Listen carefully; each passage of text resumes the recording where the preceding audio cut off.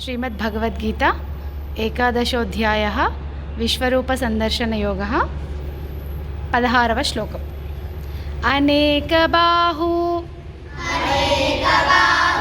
दरवक्त्रनेत्रं पश्यामि त्वां सर्वतोऽनन्तरूपं नान्तं न मध्यं न पुनस्तवादिं पश्यामि विश्वेश्वर विश्वरूप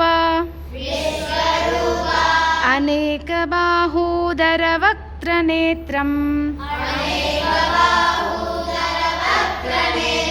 पश्यामि त्वां सर्वतोऽनन्तरूपं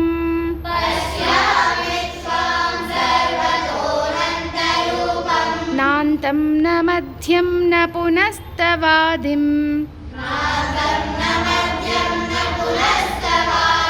पश्यामि विश्वेश्वर विश्वरूप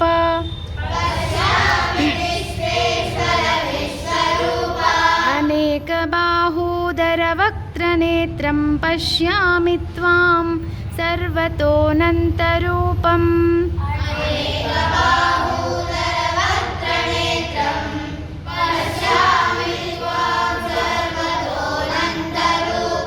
नान्तं न मध्यं न पुनस्तवादिं पश्यामि विश्वेश्वर विश्वरूप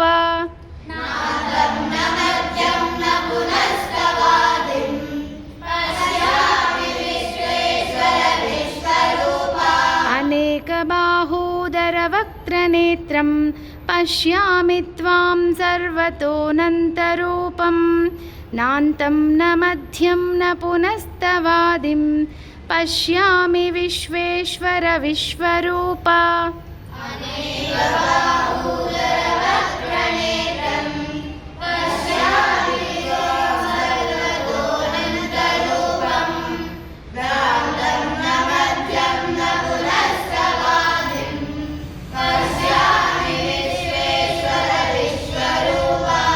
जय श्री राम।